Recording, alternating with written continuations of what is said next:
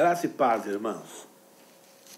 Gostaria de compartilhar com os irmãos uma porção das Escrituras que se encontra em Efésios capítulo 6 e verso 10, muito conhecido.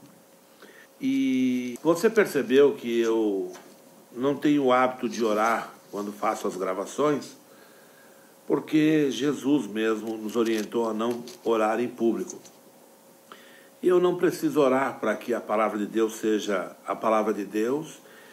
E se eu não estou em condição e não estou apto a pregar, não seria uma oração agora que me tornaria assim.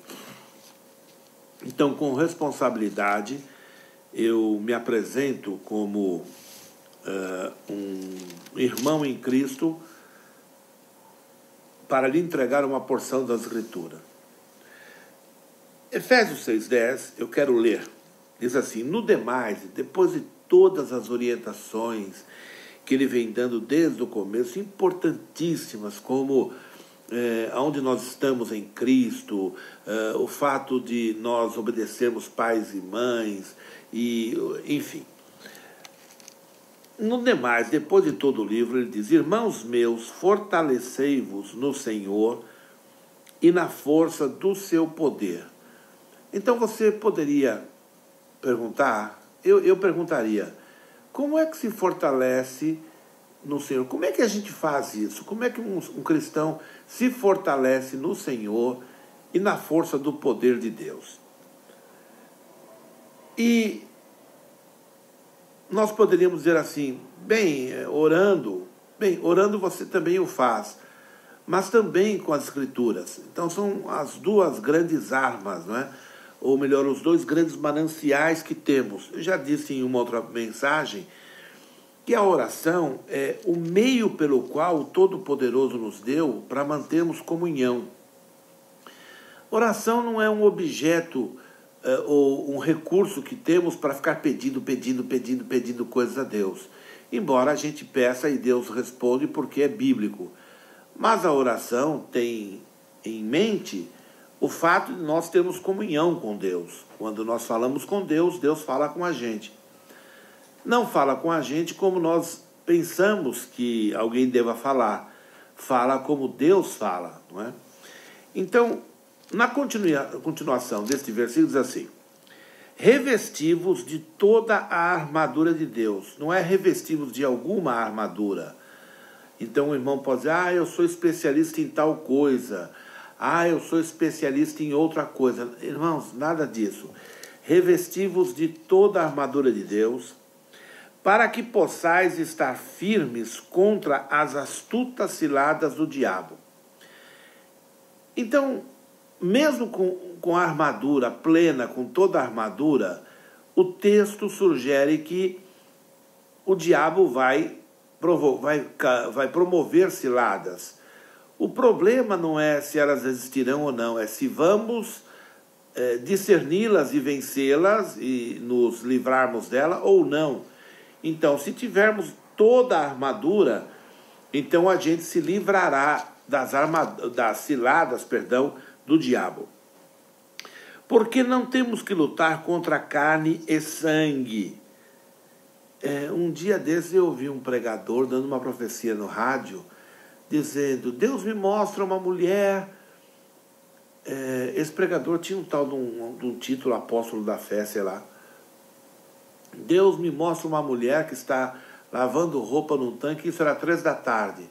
E ela está com uma camisa listrada, uma camiseta listrada, e ela tem passado dificuldade. E Deus me revela, mulher de Deus, dizia ele, que isso é inveja de uma vizinha sua. Irmãos, primeiro, alguém ter inveja de uma mulher que às 3 da tarde está lavando roupa num tanque, não tem nenhuma máquina de lavar, tem que ser triplamente infeliz, você não acha, não? Segundo, ele disse na revelação que era uma vizinha que tinha inveja dele. Por certo, essa profecia procede dos quintos dos infernos. E esse cidadão, essa criatura, não tem nada de Deus. Porque ele está fazendo essa mulher focar nos vizinhos, não é? Então você imagina, você tem um vizinho que não gosta de você e ele tem inveja. A Bíblia me manda amar o meu próximo, não manda eu ficar prevenido contra ele. Então, diz aqui que a nossa luta não é contra carne, pessoas, nem sangue, alma de pessoas, isto é, personalidades, mas sim contra principados, contra potestades, contra príncipes das trevas deste mundo. Então veja, é contra toda a casta infernal, não é contra um tipo de demônio, é contra todo o inferno, querido irmão, contra todo o inferno. Não é contra demônio da pombagira, não, é contra todo o universo, ou perdão, com todo o reino de trevas. Nossa luta é contra eles, não é? É o que diz o texto. Ele diz assim: nos lugares celestiais em Cristo. Em outras palavras, estes espíritos, uma boa parte deles não estão na terra, mas exercem influência sobre demônios inferiores e sobre o cosmo. Eles oferecem estratégia aos demônios para nos perturbarem, não é? Mas sobre os demônios também temos poder, não é? Portanto, tomai toda a armadura de Deus para que possais resistir no dia mau. Você orando ou não, você sendo um homem de fé ou não, o dia mau vem. O dia mau vem. Jesus falou que o homem que edificou a casa na rocha, tanto quanto o que edificou na areia, ambos tiveram problemas. O fato é que, depois que o rio inundou e os ventos bateram, o que tinha construído a sua casa na rocha estava com a sua casa em pé. E o que tinha construído na areia tinha perdido sua casa. Não está dizendo que o crente que constrói na rocha não vai ter vento, não vai ter furacão, não vai ter enchente. Vai ter sim. O dia mau vem. Se alguém te falar ao contrário, não está te preparando para viver de fé em fé, de glória em glória. O dia mau vem, querido irmão. O apóstolo Pedro diz que a prova da nossa fé é mais preciosa do que o ouro que perece. Como é a prova da fé? É exatamente essa, quando nada faz sentido. Você está andando reto, você está andando na luz, você está andando em Cristo e, curiosamente, as coisas se levantam contra você. Mas é exatamente esta pedagogia que nós devemos compreender. Se nós tivéssemos errado e as coisas tivessem dado errado, não haveria nenhuma surpresa. Mas quando estamos andando reto e as lutas vêm, é porque nós estamos sendo afrontados por um outro alguém. Continua. Portanto, tomai toda a armadura de Deus para que possais resistir no dia mau e, havendo feito tudo, ficai firmes. Por quê? Alguns irmãos, todos nós, na verdade, depois de fazermos aquilo que sabemos fazer, a gente esmurece, a gente não fica firme. Então, quando a luta vem, a gente esmoreceu, a gente pensou que foi só por um período. Olha, eu já combati, eu já confessei, eu já guerriei, eu já determinei, eu já fiz e aconteci, e agora quando a luta vem, me pegou desprevenido. É exatamente isso que está dizendo. Fique firme, permaneça na mesma conduta sempre. Estais, pois, firme, tendo cingido os vossos ombros com a verdade. Então agora ele vai descrever a armadura. Então ele vai usar o padrão, a tipologia dos soldados da época dele, apóstolo Paulo. Então ele diz assim: cingindo os vossos lombos, cingindo é vestindo, cobrindo os vossos lombos, não é? Com a verdade, e vestida a couraça da justiça, e calçado os pés a preparação do evangelho da paz, tomando sobretudo o escudo da fé, com o qual podeis apagar os dardos inflamados do maligno. Tomai também o capacete da salvação e a espada do Espírito, que é a palavra de Deus, orando em todo o tempo com toda a oração e súplica no Espírito. E aqui, Espírito com o E maiúsculo, refere-se orando no Espírito Santo.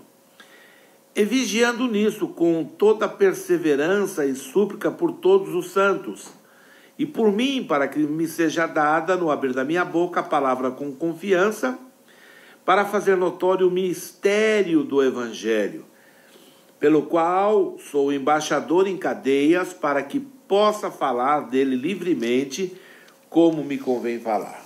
Então, irmãos, eu desejarei ser sucinto.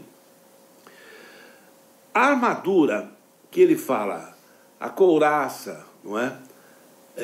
O escudo, o capacete, as sandálias, cada um desses aspectos, cada uma da indumentária do soldado, cada uma da indumentária do guerreiro, tem a ver com o entendimento que ele, apóstolo Paulo, pelo Espírito de Deus, está nos passando.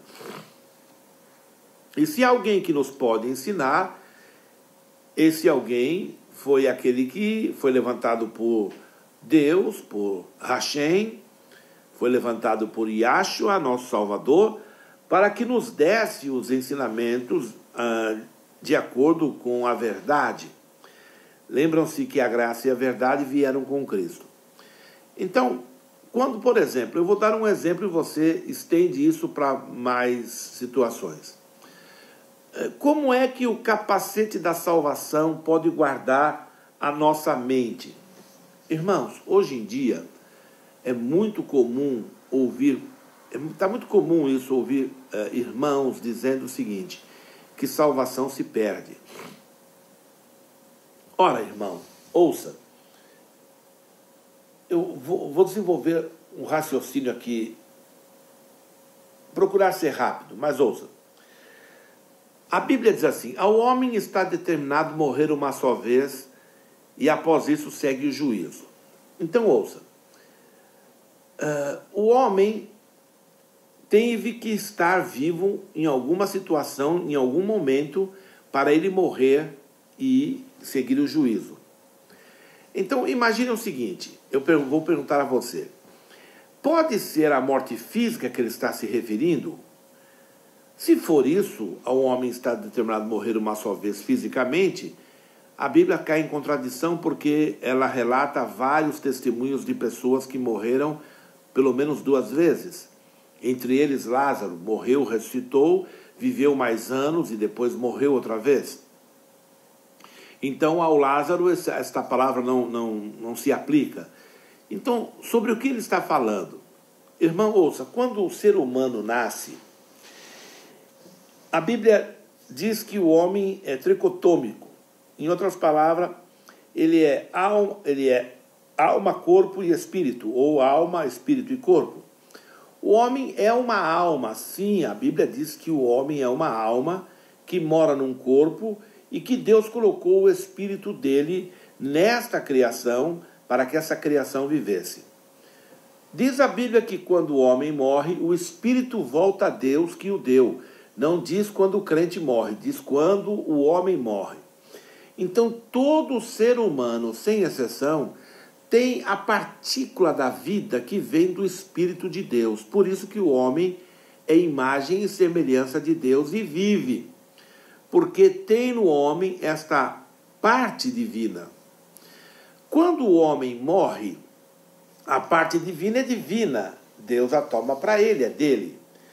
O corpo vai ao pó, não tem como mudar. E a alma vai ao inferno. A Bíblia fala das almas junto ao trono, as almas debaixo do trono. Então fala de almas. Então ela fala assim, o homem é um espírito, o homem não é um espírito, o homem é uma alma. O que acontece é que, quando você entrega a sua vida, ou melhor, deixa eu melhorar isso, quando você reconhece Jesus Cristo como Senhor absoluto, Deus verdadeiro e Salvador da existência humana, e você lhe rende a vida, acontece um milagre em você e em mim que é chamado de o novo nascimento. Em outras palavras, o Espírito de Deus funde-se à alma, de maneira que agora a alma e o Espírito se torna uma nova criação. Muito bem. Quando isso acontece, segundo a Bíblia, quando o homem é batizado nas águas. É o que a Bíblia diz. Se alguém falar, o batismo é meramente simbólico. A Bíblia não diz isso. Diz assim, fostes vós sepultados com Cristo no batismo?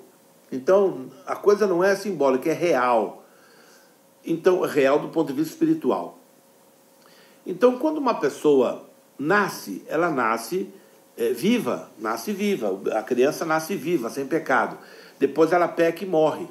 Por isso que Deus disse a Nicodemos, importa-te nascer de novo. Foi a mensagem que eu fiz sobre o novo nascimento. Então, quando você nasce de novo no espírito. Esse espírito não pode morrer duas vezes, porque foi determinado morrer uma só vez. Como é que alguém me diz que o crente perde a salvação? Não seria mais fácil nós entendermos que talvez aquela pessoa nunca tenha sido salva, talvez aquela pessoa nunca tenha sido do Senhor. A Bíblia diz assim, saíram do nosso meio porque não eram dos nossos. E eu conheço a Dona Maria era crente, falava até em mistério, e olha o que aconteceu com ela, morreu, foi para o inferno. E quem falou para você que Dona Maria, que falava em mistério, era de fato salva em Cristo? Você que concluiu que ela fazia parte do clube religioso. Mas não quer dizer que ela de fato tinha nascido de Deus. Então ouça, o que é o capacete da salvação? O capacete da salvação é o entendimento pleno da obra de Cristo. Ora, eu protejo minha mente, meus pensamentos, os meus sentimentos, as minhas emoções com o meu conhecimento que tenho de Cristo. Em outras palavras, se alguém me disser que eu tenho que fazer isso ou aquilo, por exemplo, guardar um dia da semana, seja domingo, seja sábado ou qualquer outro dia, as pessoas que não têm a doutrina clara da redenção, da justificação, entrarão em parafuso e vão ficar perturbadas e elas vão ficar expostas. E Satanás terá facilidade em jogar seta na mente dessas pessoas e elas ficam zangadas quando elas olham para alguém que é livre e tem plena certeza de salvação. Ficam zangados porque eles gostariam de gozar desta alegria, mas têm medo de perder a salvação. Por quê? Porque não vestiram o capacete da salvação. Isto é, o que a Bíblia fala sobre a salvação. E assim as demais coisas. A couraça da justiça. Que justiça é essa? É a minha justiça? Não, por certo que não. É a justiça de Yahshua, de Jesus, o nosso Salvador. O que ele realizou, o que ele fez, glória ao nome dele, eu bendigo ao meu Senhor e Salvador Yahshua HaMashiach, aquele a quem amo e vivo para ele e por ele. A obra que ele realizou é absoluta, ela é plena, ela não precisa de reforços, ela não precisa de ajuda, nem de retoques. Então, quando eu entendo a obra de Jesus, eu estou me cingindo os meus ombros com a justiça, eu estou tomando posse dos direitos que legalmente me foi outorgado por Jesus. Então, se alguém me acusar de qualquer coisa, por certo vai passar vergonha, porque eu sei em quem tenho crido. Aleluia! Eu sei que meu Redentor vive. Aleluia! Não há no meu coração medo nem pesar por coisas que eu percebo até na minha própria existência, neste tempo, as manifestações da humanidade que em mim operam, também não me afastam dele, porque eu já vesti a couraça da justiça. E alguns não gostam disso, eles não gostam de ver um cristão firmado em Cristo. Por isso se cria tantas doutrinas, querido irmão. Por isso os crentes vivem atrás de revelações mil e coisas horrorosas que não ajudam em nada na fé, nada tem a ver com Jesus.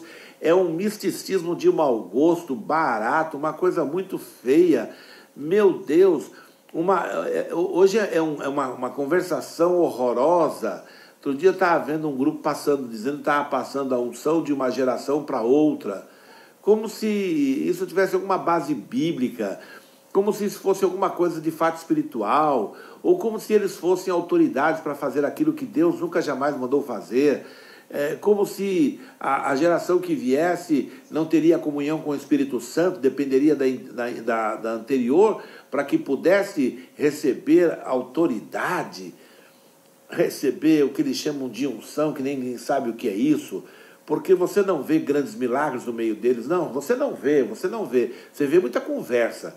Você não vê a palavra do Evangelho exposta com segurança. Você vê uma palavra mística, uma indução para as pessoas terem medo. Vou dar um exemplo. É muito comum ouvir no meio destes grupos eles atrelarem a bênção de Deus ao fato do cristão dar dinheiro, ou dar oferta, ou dar dízimo. Então, se o cristão dá dinheiro, dá oferta, dá dízimo, então esse cristão será abençoado porque ele não está roubando a Deus.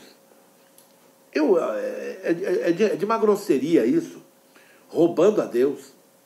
O texto diz assim, roubará o homem a Deus? Roubará. O homem pode roubar a Deus? Roubará. Vós, contudo, me roubais. Eles gostam desse texto lá em Malaquias. Vós quem? Israel. No tempo de desvio, no tempo de rejeição, de dureza de coração. Mas o Altíssimo oferece a Israel para que eles mudem o comportamento e recebam as vitórias. Não pelo fato de darem ou não o dízimo, que era uma vez por ano e era simplesmente grãos e animais. Não era dinheiro, nunca foi dinheiro. Agora, é claro que o reino ou a igreja de Cristo se propagou na terra com ajuda financeira, sim. Jesus leva os apóstolos para ver as ofertas de dinheiro no gasofilácio. Ele viu muitos que deram muito, mas viu a viúva que dera pouco, muito pouco, pouquíssimo. Porém, ela deu de um coração profundamente grato. Se ela fosse muito rica, daria tudo. Então, o que Jesus estava ensinando é que Deus ama aquela pessoa que dá com alegria. E depois ele vai dizer isso. Por exemplo, você ouve no meio deles o seguinte, que você tem que semear para receber. É claro que no que diz respeito à plantação, se você tem um quintal de 2x2, você não tem como plantar muita coisa. Mas se você tem um terreno de 2 km por 2 km, aí você pode plantar muita coisa. Isso qualquer tolo sabe disso. Porém, a Bíblia não está se referindo a isso. Porque ele diz assim, se você semear, você vai colher. Eles usam isso para fazer você dar mais dinheiro, mais dinheiro, mais dinheiro, mais dinheiro. Com o intuito único deles terem mais poder, mais condição de ir à frente e de alugarem programas de televisão e de rádio. Agora, ouça, claro que o cristão tem prazer em ver o reino, o evangelho crescer. Claro que todos nós temos alegria em ver uma alma se converter, uma igreja, um grupo em um bairro ser aberto, uma casa de reuniões e assim por diante. Claro. Mas o que Jesus disse? Não dê por necessidade. Em outras palavras, quando você dá uma oferta porque você está precisando, é o que eles pregam, está antibíblico. Ele falou assim, não faça isso. Não faça nem por constrangimento, quando o pregador te constrange a dar o dinheiro, e nem por necessidade, quando seu salário é pouco, então você vai semear para colher mais. Essas duas maneiras são antibíblicas. Jesus que falou, não faça isso. Então, se você estiver fazendo isso, você está perdendo seu tempo, seu dinheiro e está sendo engalobado pelo pregador. Por que isso acontece? Porque você não cingiu seus lombos com a justiça. Você não entendeu ainda a justificação, a doutrina da justificação. Então, em cada detalhe, você poderia perguntar assim, ô irmão, então o que é a sandália? Diz o texto diz que é a pregação do evangelho. Quando Jesus disse, e indo pregai a toda criatura. As armaduras que nós precisamos nos revestir são de Deus. E para que elas servem? Para que a gente seja aquilo pelo qual o Senhor Deus nos estabeleceu como noiva. Sal e luz, sal e luz, sal e luz. Ora, qual a função do sal? Agora, não é dar sede em ninguém, porque a igreja está na terra há muito tempo, e não é dar sede. Não, o sal é para não deixar a corrupção propagar, não deixar o câncer alastrar, a gangrena aumentar. Não, coloca-se sal. O que já está ruim, mas não piora o resto. Então, como igreja de Cristo, eu chego no lugar, eu sou sal. Então, minha função é parar aquele câncer, é parar aquela corrupção, não é? E fazer com que as coisas regridam. Esta é a função do sal. E luz, para iluminar as trevas, trazer lucidez, inteligência, percepção. Então, essa é a sandália que nós calçamos os pés. Então, a armadura de Deus toda tem essa função, preparar o cristão para viver neste mundo, não como uma pessoa que vai daqui para lá, de lá para cá, mas uma pessoa segura nas Escrituras, e que mesmo que venha um cara com o nome de apóstolo, que venha um profeta, que venha sei lá o que for, rapaz, um querubim, um anjo dos céus, trazendo outro evangelho, está amaldiçoado em nome de Jesus.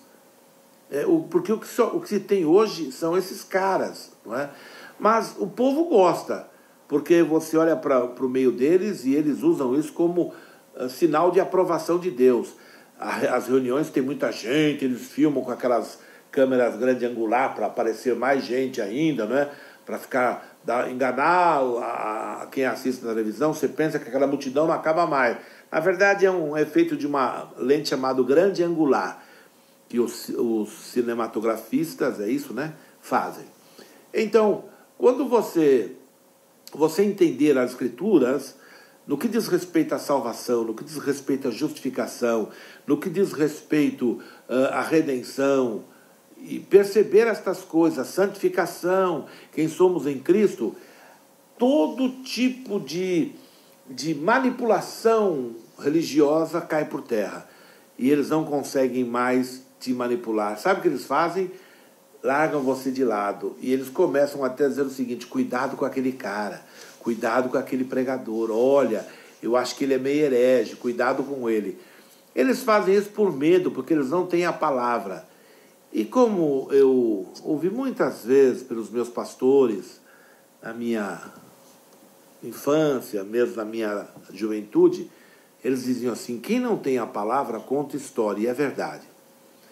Quem não tem a palavra... Tem uma igreja, irmãos, muito grande do Brasil. Ela começou no Brasil e está em todo o mundo. Aí ela mudou o nome de No Brasil para Do Brasil. Eu não vou dizer qual é a igreja. Mas eles dizem assim: tudo que eles contam são testemunhos. Cada testemunho. Por que eles dão tanto testemunho? Porque não tem a palavra. Porque se eles forem para o Novo Testamento e começarem a pregar o Novo Testamento, eles vão ter que romper com a tradição religiosa deles. Ou eles acreditam no Novo Testamento, naquilo que Jesus realizou, ou eles vão acreditar naquilo que eles fazem. Por isso que eles dizem que eles são os únicos, eles são o caminho, e só obedece a Deus quem entrar por aquela religião e assim por diante. Está cheio de gente assim, não são só eles não, está cheio. Está cheio de gente arvorando ser Deus, não é? Mas o que eu diria a você? Pegue tua Bíblia, o Novo Testamento, comece a lê-lo. Pega o livro de Romanos, por exemplo, e leia devagar. Tem um segredo aqui, irmãos. Leia devagar, versículo por versículo. Devagar, leia pensando, preste atenção no verbo, em que tempo está o verbo, no ponto, na vírgula, para quem está falando, sobre o que está falando, e fique com o caderno do lado. E quando você tiver uma dificuldade, você anote, uma curiosidade, você anote. Quando você não entender, você escreva lá: não entendi o verso tal, no que diz respeito a isso. E depois você fala com Deus. Deus, eu estava lendo tua palavra e olha quantos itens aqui eu tive dificuldade. Tua palavra diz que o Senhor me enviaria o Espírito que me dirigiria a toda a verdade. Por favor, faça isso em mim. E você começará a ter luz de Cristo, luz do Evangelho, e você poderá ajudar a sua comunidade, a sua igreja, o seu pastor, de maneira eficaz. Não para competir com ele. Não, se você quiser competir com ele, você cai. Não adianta. Competir contra aqueles que Deus tem levantado, cai. Tem um monte aí na internet. Eles querem que você saia da igreja e vá ficar com eles, andando a ermo, andando a esmo. E a maioria das pessoas, que bom, agora achei um lugar em que eu não preciso dar dinheiro. Eu sou pastor de uma congregação. Lá não prego, nunca preguei dízimo, nunca preguei obrigatoriedade de nada. Quem que não tem envelope, não tenho nada disso. Deus me livre desse lixo. Deus me livre desse lixo. Mas sabe o que eu percebo? Que tem pessoas que eles são tão avarentos, que jamais eles pegarão um dinheiro por mês para ajudar quem quer que seja. Aí diz o cara assim, não, o dízimo é para você ajudar o pobre. Cara, se o cara nunca deu na congregação, pobre é que ele não vai ajudar nenhum. Esse cara é avarento. Ele não tem a coragem de pegar o dinheiro dele e dar para alguém, porque ele não tem um pingo de amor. O que ele quer é tirar você da luz, o que ele quer é tirar você da igreja. E eles aparecem agora, nesse último instante da igreja. Eles não vieram antes. Não vieram antes. Eles vieram agora. Chegaram agora que está tudo pronto. Para dizer que eles têm o evangelho verdadeiro e que os pastores são todos falsos. Só que não foi ele, nem esses caras aí, que fez o mundo conhecer o evangelho. Foram os pastores. Sim, foram os padres e pastores que saíram pelo mundo lançando a palavra de Deus. Quando a igreja evangélica chegou no Brasil, já tinha um bocado de igreja católica aqui confessando Jesus como Senhor e Salvador. Eu não vou entrar no mérito da doutrina de idolatria, nada disso. Mas ouça, não foram esses caras que construíram um quartinho de oração. E todo este universo da igreja, este patrimônio maravilhoso que os cristãos têm e o respeito que têm, não vem deles. Não vem deles. Vem dos pastores. Esses pastores aí, olha no teu bairro e você verá um monte de pastor velho que não tem sequer um carro bom e que levantou 1, 2, 3 igrejas para a glória, prédios para onde os irmãos pudessem congregar. Aí vem essas pessoas agora, porque eles quiseram ser alguém na igreja, não conseguiram, porque não tem chamada. Não tem chamada. E então, o que eles fazem? Fazem esse tipo de coisa, começam a difamar, começam a ofender os obreiros do evangelho. Irmão, medite nesse texto, vista-se da armadura de Deus, tenha clareza na doutrina de Cristo. Uma muito importante é a doutrina da justificação. Grave isso no seu coração, vai estudar. Grave no teu coração o que é a doutrina da justificação. Alguém poderá querer explicar por 3 versículos, não fique nisso. Não, a Bíblia é riquíssima, o Evangelho basicamente todo está estabelecido sobre essa doutrina. A hora que você compreendê-la, ninguém mais te abala, ninguém mais te abala. Ninguém consegue querer colocar fardo, ou medo, ou peso, ou te esnobar em Cristo. Não consegue, porque você vai saber quem você é em Cristo e a quem você está seguindo. Que esta palavra alcance teu coração e te abençoe em nome de Jesus Cristo. Nós nos veremos, se Deus assim o permitir, na próxima. Amém, Jesus.